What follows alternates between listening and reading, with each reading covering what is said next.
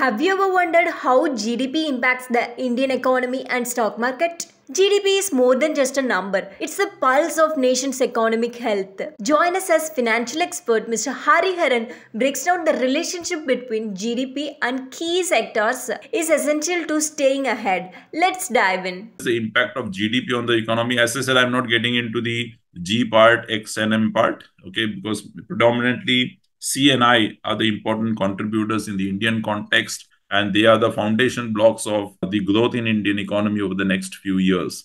So what happens because of GDP growth rate is that obviously if the GDP increases, growth rate is high, which means that the economy is growing. And if the economy grows, it means that there is more employment opportunity that is getting created. As people earn more, they will also demand for more and more products. So consumption will go up. Consumption goes up. Manufacturing companies, corporate profits will go up. They will invest further, and they will increase their revenue, so on and so forth. From a more broader perspective, if the economy is doing well, you will find a lot of foreign money coming in by way of foreign investments and by way of foreign direct investment, which is essentially long-term money. Multinational companies would want to come and set up their facilities in the country. They will also contribute to job creation. And all of these augurs very well for the stock markets. Thanks for your detailed answer. If you have any doubts regarding this or any other financial decision, don't hesitate to book an appointment with our financial experts.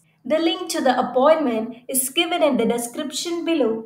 And also, would you like to know more about finance and investment? Then we would recommend you to attend our live webinar. The link to the webinar is also given in the description below. The webinar is absolutely free. If you like this video, hit like. If you are new to our channel, please do subscribe. Thanks for watching.